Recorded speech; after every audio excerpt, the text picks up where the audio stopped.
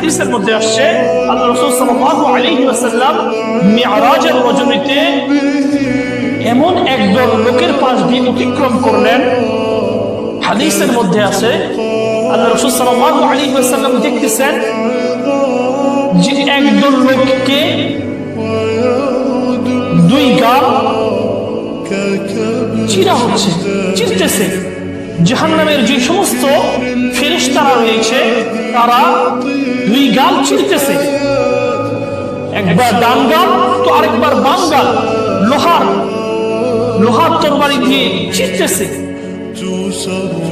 তো একবার চিরে তো দ্বিতীয়বার যখন আরেক গাল চিরতেছে, তো এরকম ভাবে দুই গাল চিরার পরে দেখা যাচ্ছে কিছুক্ষণ পরেই আবার তাদের যে গালকে চিরা হয়েছিল আবার ঠিক সুন্দরভাবে আগের মতোই হয়ে যাচ্ছে। তো আল্লাহ রাসূল সাল্লাল্লাহু আলাইহি ওয়াসাল্লাম হযরত জিবরাইল আলাইহিস সালাতু ওয়াস সালামকে জিজ্ঞাসা করলেন যে এরা কারা, এদের সাথে এরকম আচরণ কেন করা হচ্ছে? হযরত জিবরাইল আলাইহিস সালাতু ওয়াস সালাম তিনি বলতেছেন, যোগো আল্লাহর নবী, এরা হচ্ছে ওই সমস্ত লোক যারা দুনিয়াতে মিথ্যা কথা বলতো, এই মিথ্যা কথার শাস্তি স্বরূপ আল্লাহ সুবহানাহু ওয়া তাআলা তাদেরকে এই শাস্তিটা দিয়েছেন যে তাদের দুই গালকে চিরা হচ্ছে। কিসের শাস্তি এটা? মিথ্যাবাদীর শাস্তি। অথচ যদি আমরা আজকে লক্ষ্য করি, আমরা এই যে সারাদিন চলতেছে একের পর এক মিথ্যা কথা, সকালটায় শুরু হচ্ছে আমাদের মিথ্যা দিয়ে, রাত্রিটাও আবার যাপন করতেছে মিথ্যা দিয়ে। মিথ্যার ছয়লাভ আমাদের সমাজের মধ্যে। আমাদের নিজেদের বোঝা উচিত এই মিথ্যা সত্য মানুষকে মুক্তি দেয়, মিথ্যা মানুষকে ধ্বংস করে, সত্য মানুষকে মুক্তি দেয় আর মিথ্যা মানুষকে ধ্বংস করে। এই জিনিসটা আমরা বুঝি না।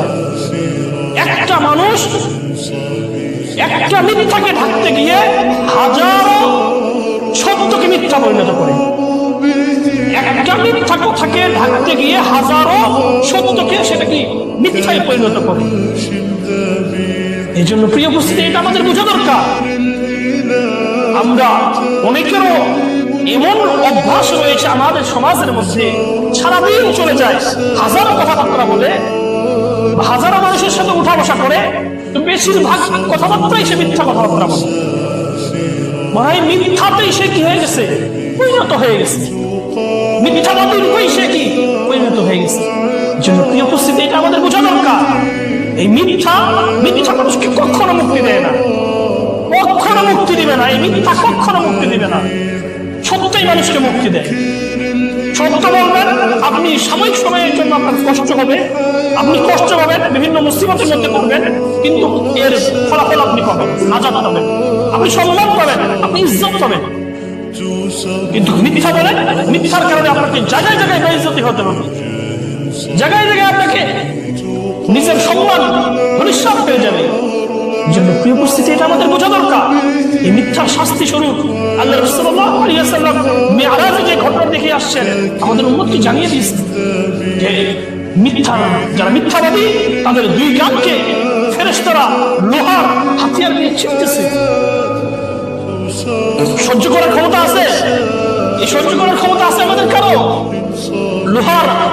লোহার তৈরি হাতিয়ার দিয়ে যদি গাল চিরানো হয়, একবার ডান গাল আরেকবার বাম গাল, সহ্য করার ক্ষমতা আছে কারো আমাদের? কারো ক্ষমতা। কি জন্য আমি মিথ্যা কথা বলতে চাই? সাময়িক সময়ের জন্য।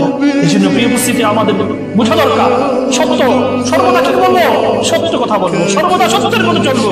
সত্য মানুষকে মুক্তি দেয়, মিথ্যা মানুষকে ধ্বংস করে।